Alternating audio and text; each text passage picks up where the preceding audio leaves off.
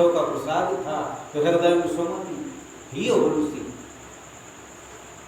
यद्यपि तुलसीदास जी असाधारण व्यक्तित्व के धनी, जिनका जब जन्म हुआ आप उनके जीवन पर विचार करके देखो। जन्म होते ही माँ बाप शांत हो गए,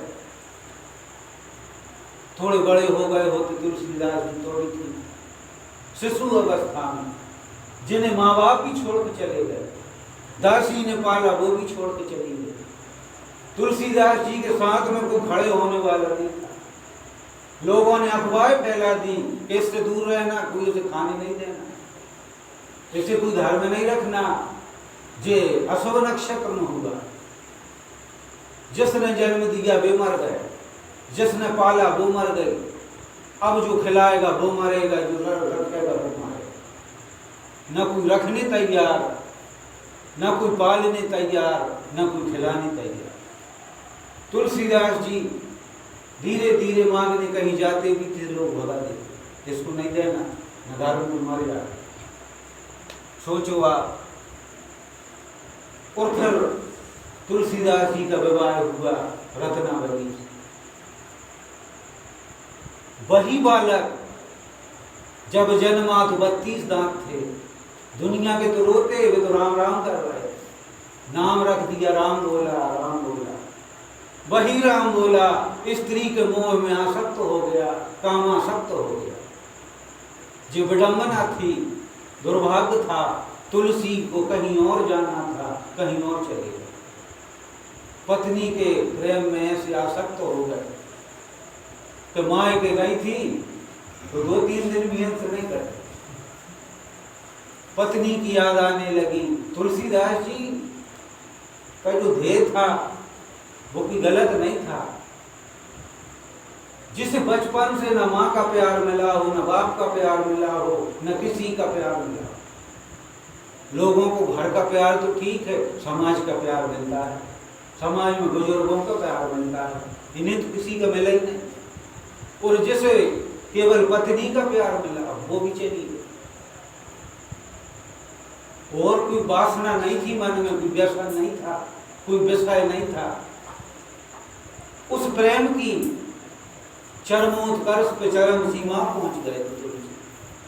पत्नी के पास पहुंच गए, बहुत मूसलाधार वर्षा। पत्नी ने देखा, मन में दुख हो गया कि पानी तो घुल जाते, सुबह आ जाते। मन में पीड़ा हो गई, बोली कि हे स्वामी, आप ऐसी घोर वर्षा में नदी नालों को पार करते हुए हमारे पास आ गए। हम कौन हैं? यद्यपि तुम्हारी अर्धांगिनी है, लेकिन जो कोई गारंटी नहीं जीवन भर शांत। एक दिन हम भी मरेंगे, तुम्हें भी मरना। इतना जो समय तुमने नष्ट किया, अगर घर में बैठ के राम राम जपा होता, रघुनाथ रघुनाथ कहा होता, तो तुम्हारा जीवन धन्य हो जाता, सार्थक हो जाता। वे वचन नहीं थे, वे बाण थे जो सीधे हृदय में चुभ गए। और जब वे चुभे तो जो हृदय प्रेम में आसक्त था, उसी हृदय में विरक्ति आ गई। विरक्ति आ गई उस हृदय में। वैराग्य जागृत हुआ। क्यों हुआ? शंभु प्रसाद सुमति लिए तुलसी, तो रामचरितमानस कवि तुलसी। शंभु का प्रसाद क्यों मिला? क्यों दिया प्रसाद शंभु? जब इन्हें कोई रखने वाला नहीं था, खिलाने वाला नहीं था।